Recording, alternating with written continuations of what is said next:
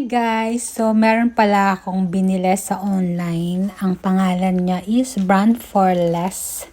So, ito na nga is i-unbox ko na siya. I-unwrap.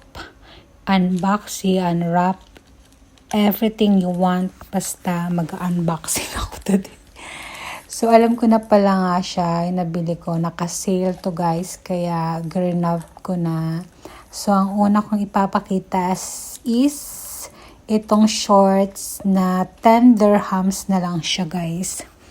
Super duper sale nga sa Brand for Less this season. So, kaya grab your purchase. So, ito nga siya guys. Short orange. Pagtingin ko dyan, parang sabi ko, parang ang laki niya. Pero nung sinukat ko na siya is sakto lang pala. And itong second naman na bubuksan ko is 38 dirhams na lang siya guys. Dati siyang nakalimutan ko anong original price niya, pero kailangan kong itong bag na to. So ayun nga yung reaction ko. Napaka OA ng tita nyo. Napaka OA ng reaction. Ang sabi ko dyan, I love it.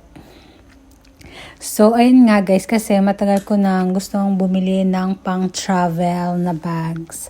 So, I found this in Brand for Less, kaya check out ko na siya agad-agad kahit wala pa akong pera. So, ito nga guys, yung kanyang,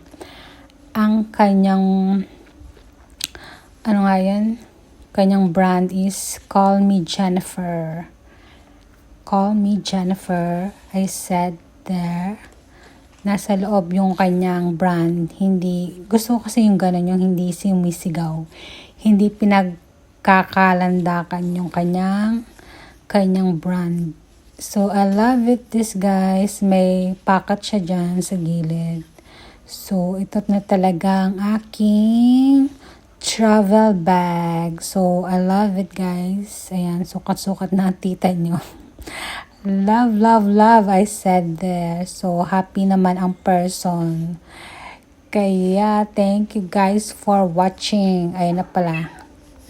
Sabi ko dyan, may nakita akong maliit na parang dumi.